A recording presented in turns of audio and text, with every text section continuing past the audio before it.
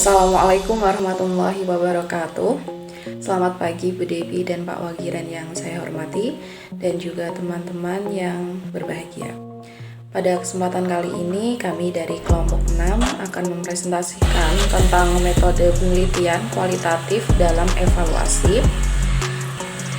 Kelompok 6 terdiri atas saya sendiri, Hanifah Kinanti Aulina, dengan NIM 2402170026, dan yang kedua ada Rubai Isboy dengan NIM 2402170034, dan yang ketiga ada Aji Primanto dengan NIM 2402170036.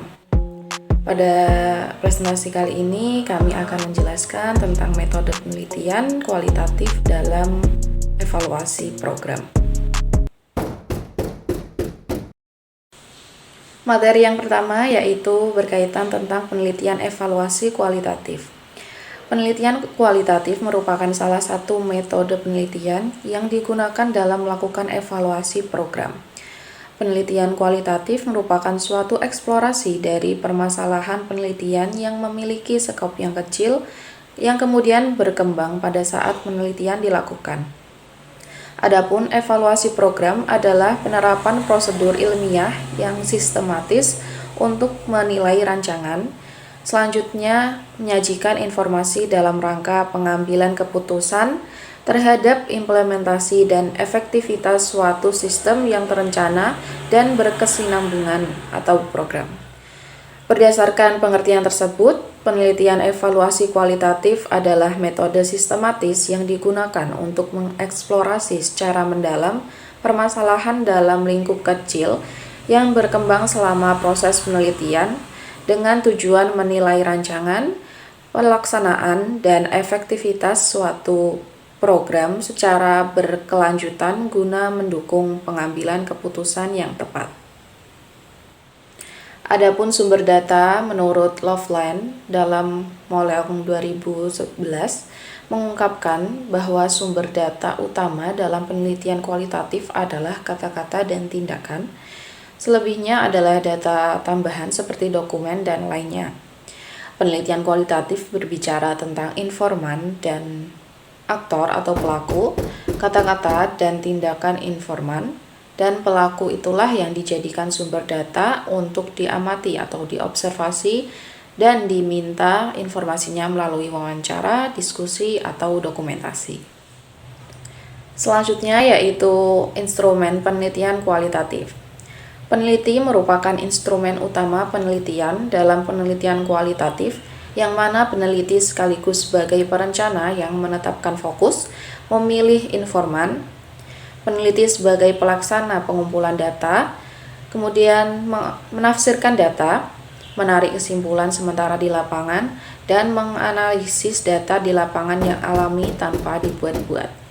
Peneliti sebagai instrumen dalam penelitian kualitatif mengandung arti bahwa peneliti melakukan kerja lapangan secara langsung dan bersama beraktivitas dengan orang-orang yang diteliti untuk mengumpulkan data. Selanjutnya yaitu pengumpulan data kualitatif. Data kualitatif dikumpulkan melalui observasi kepada partisipan atau subjek penelitian, memperoleh dokumen pribadi partisipan, misalnya catatan harian, dokumen yang bersifat umum, atau mengumpulkan dokumen individual, video atau artefak. Analisis data kualitatif yang berupa kata, kalimat, atau pendapat dikelompokkan sesuai jenisnya menurut kelompok informasi, kategori kata atau image, atau kelompok berbagai ide yang diperoleh selama pengumpulan data.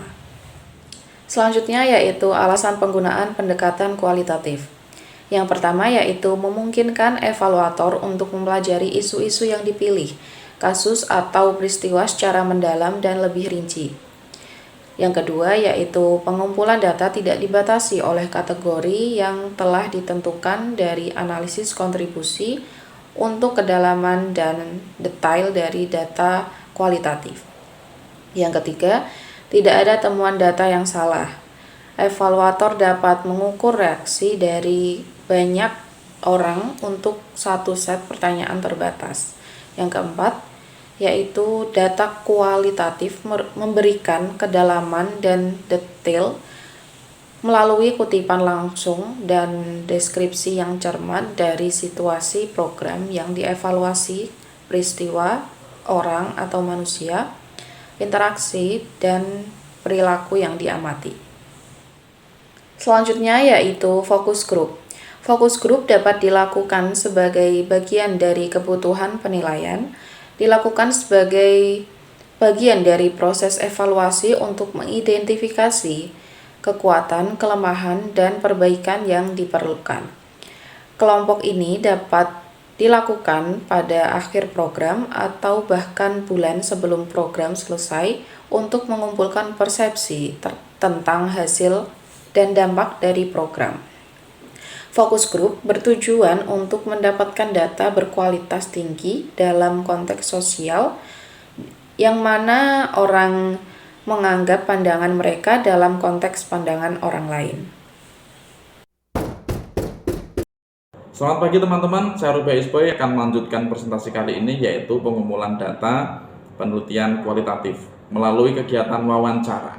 Dalam kegiatan wawancara, saya simpulkan menjadi 3 tahapan. Yang pertama adalah pembukaan, kemudian inti wawancara, dan penutup wawancara. Pada tahap pembukaan, yaitu yang pertama adalah perkenalan diri seorang evaluator, kemudian yang kedua adalah menjelaskan tujuan dilaksanakannya wawancara, yang ketiga mendorong peserta untuk berpendapat yang relevan dengan penelitian yang dilakukan oleh evaluator, kemudian penandatanganan formulir persetujuan dilaksanakannya wawancara. Tahap yang kedua adalah inti dari wawancara atau pokok wawancara, yaitu mulai dari pertanyaan umum lalu menuju ke pertanyaan yang lebih spesifik. Yang kedua adalah pertanyaan harus terbuka, hindari pertanyaan yang jawabannya ya atau tidak, tetapi gunakan pertanyaan terbuka agar responden bisa memberikan pandangan-pandangannya secara luas. Yang berikutnya adalah ajukan pertanyaan tunggal. Kemudian gunakan probing atau improvisasi pertanyaan atau pertanyaan pengembangan yang tujuannya adalah untuk investigasi agar mendapatkan informasi yang lebih mendalam.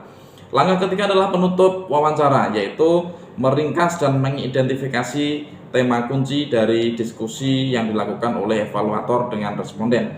Yang kedua adalah tanyakan kepada responden mengenai hal-hal yang ingin disampaikan oleh responden. Prinsip wawancara. Prinsip wawancara yang pertama adalah kerahasiaan. Pastikan informasi hasil dari wawancara merupakan rahasia yang hanya digunakan untuk keperluan penelitian. Yang kedua adalah wawancara tidak intervensi.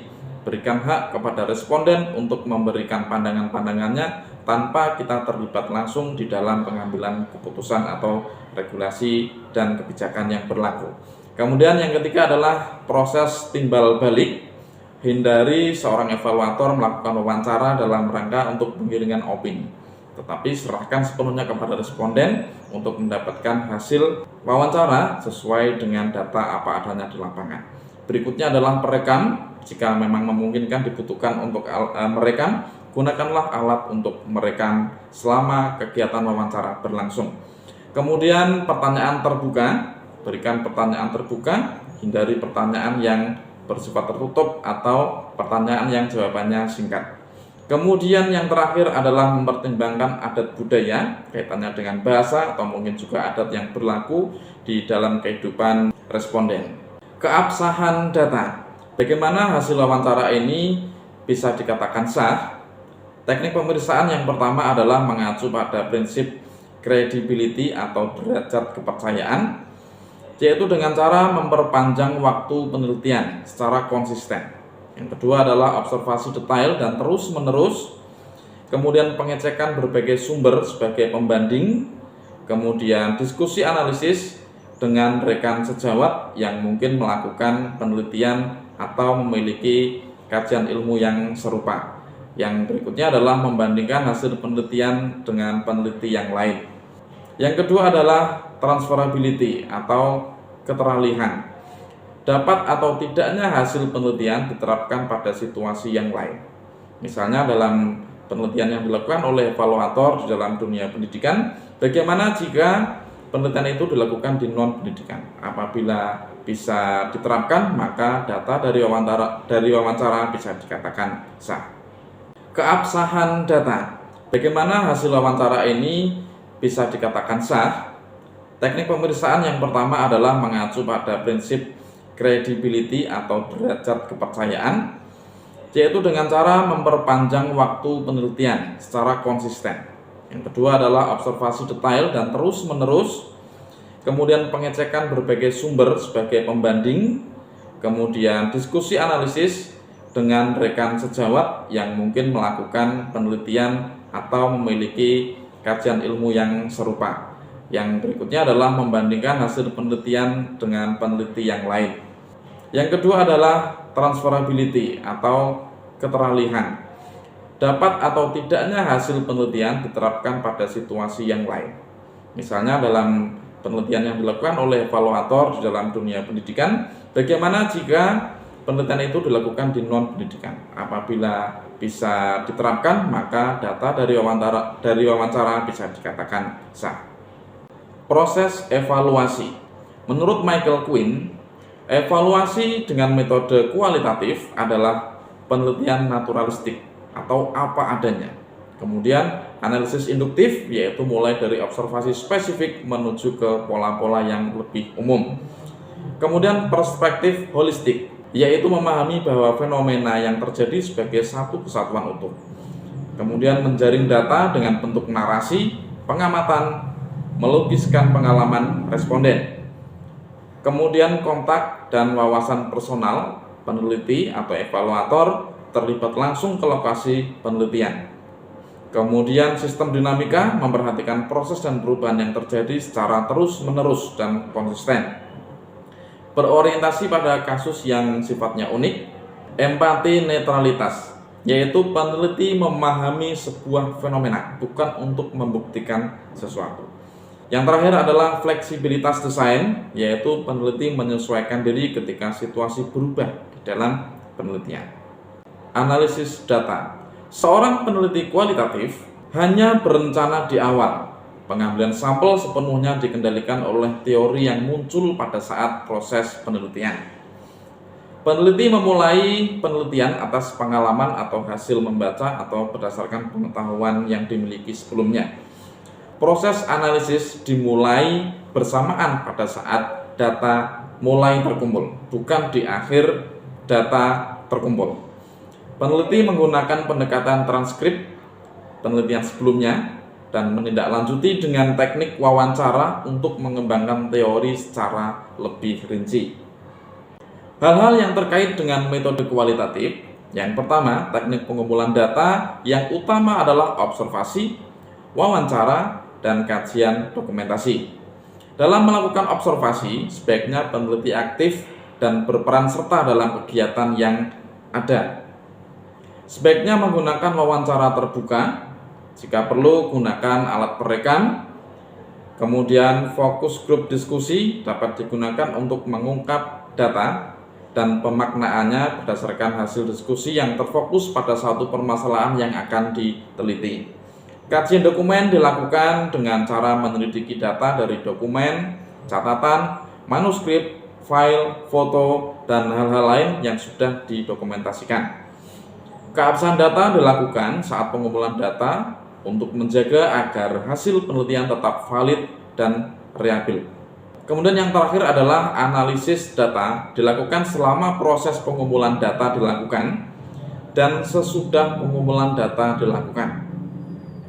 Pengambilan sampel kualitatif.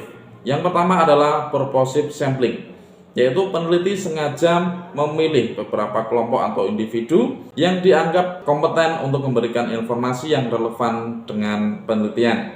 Yang kedua adalah quota sampling, yaitu peneliti membagi beberapa sampling dan mengambil beberapa perwakilan dari sampling.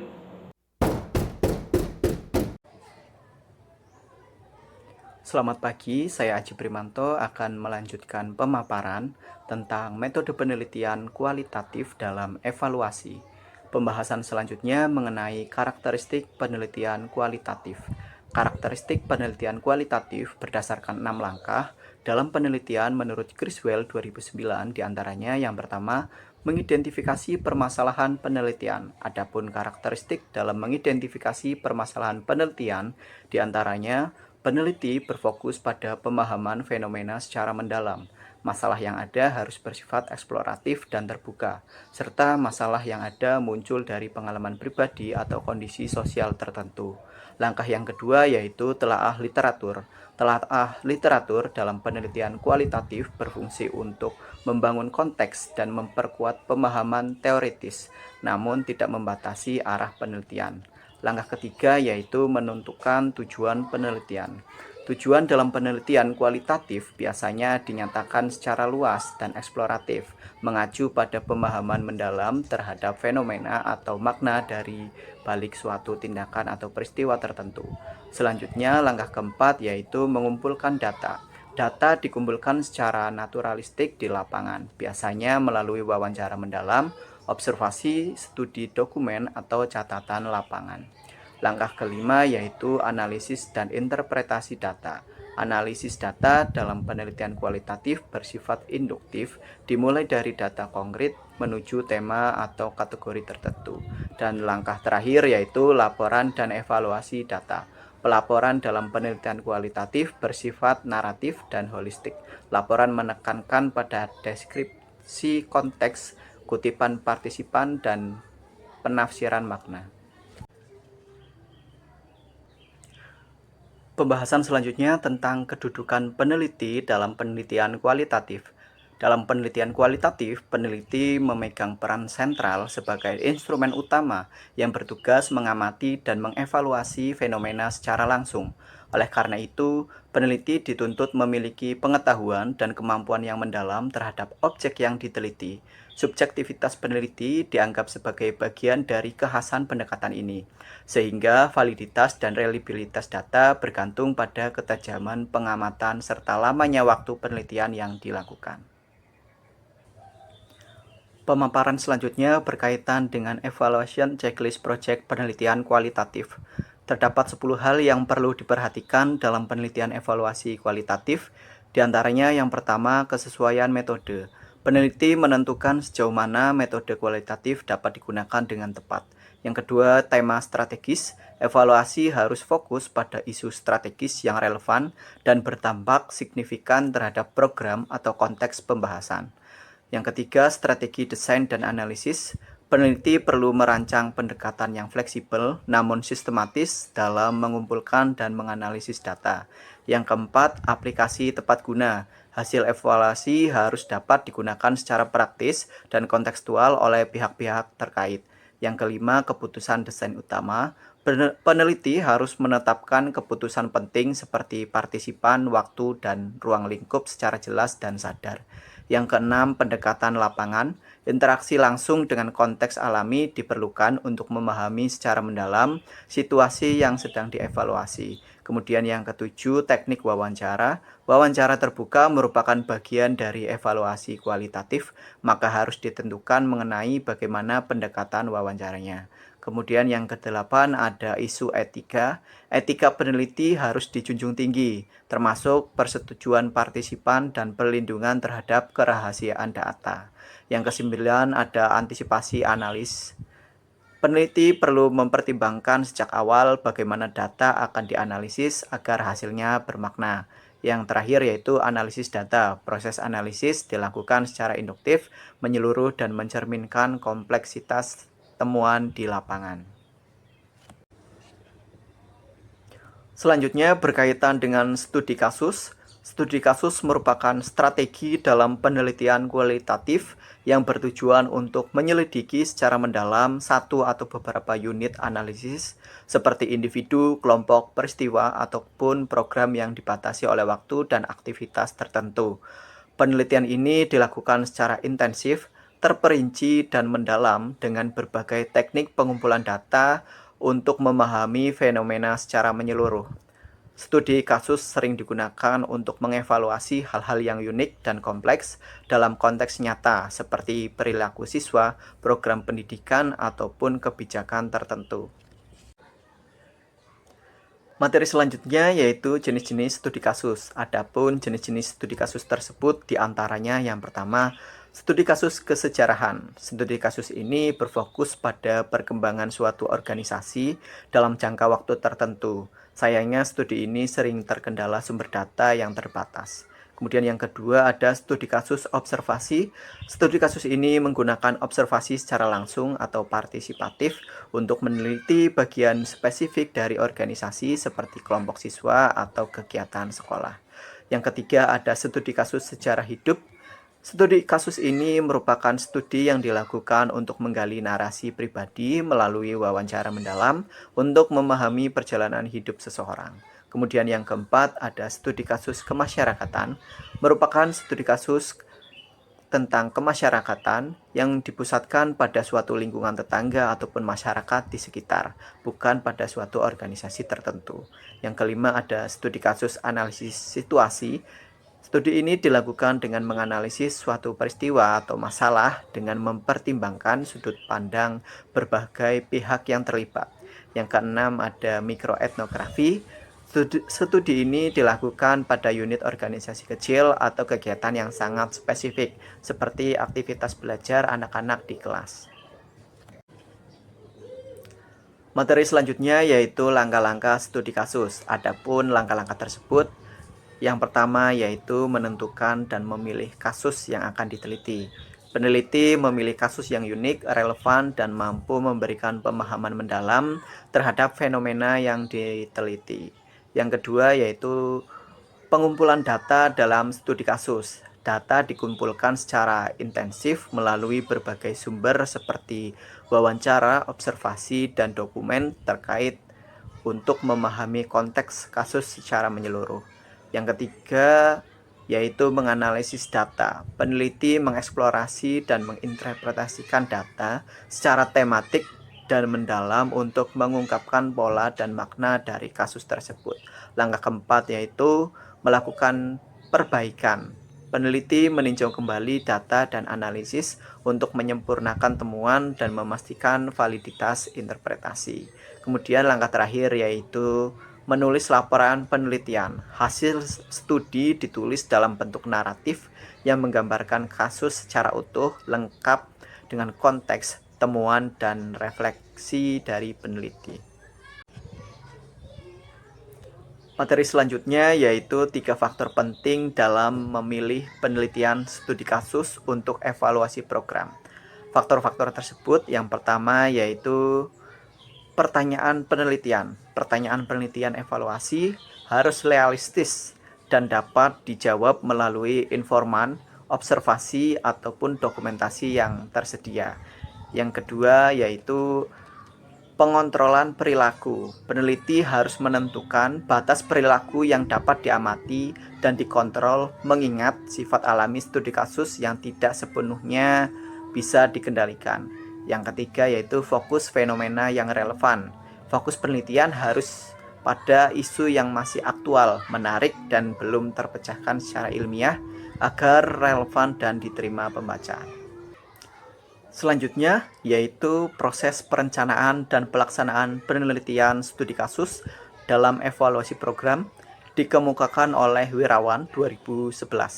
Proses-proses tersebut antara lain yang pertama, melakukan penelitian pendahuluan.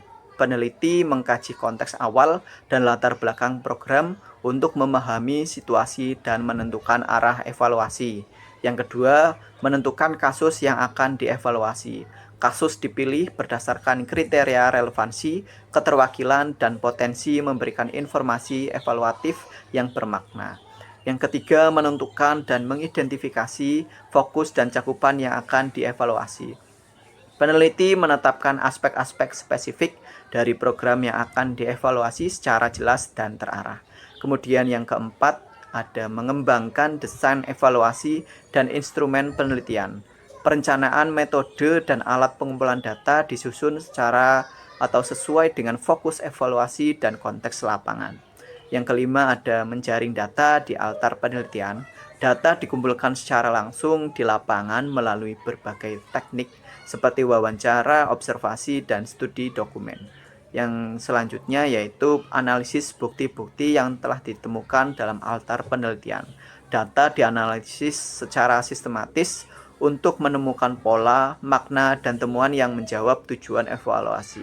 Kemudian yang terakhir yaitu menyusun laporan studi kasus untuk menjawab cakupan pertanyaan dari evaluasi yang telah dilakukan. Hasil evaluasi disusun dalam laporan yang menyajikan narasi, bukti, dan interpretasi sesuai fokus evaluasinya. Terima kasih, sekian materi dari kami. Selanjutnya saya serahkan kepada moderator. Berdasarkan pemaparan tersebut, dapat disimpulkan bahwa penelitian evaluasi kualitatif menempatkan evaluator sebagai pihak yang aktif, adaptif, dan bekerja sama dengan pengambil keputusan untuk menentukan fokus dan metode evaluasi. Data utama berupa kata-kata dan tindakan yang dikumpulkan melalui observasi, dokumen pribadi maupun umum, serta fokus grup untuk menggali kekuatan, kelemahan, dan kebutuhan perbaikan program. Keabsahan data dijaga melalui 4 kriteria utama, yaitu credibility, transferability, dependability, dan confirmability. Dalam telaah teori, pendekatan kualitatif cenderung memposisikan teori secara minor dan lebih menekankan pentingnya penelitian berdasarkan kebutuhan nyata di lapangan. Demikian pemaparan presentasi tentang metode penelitian kualitatif dalam evaluasi dari kelompok 6. Silakan teman-teman yang ingin bertanya atau memberikan tanggapan dapat disampaikan melalui kolom komentar. Sekian dari kelompok 6. Mohon maaf apabila ada kesalahan. Wassalamualaikum warahmatullahi wabarakatuh.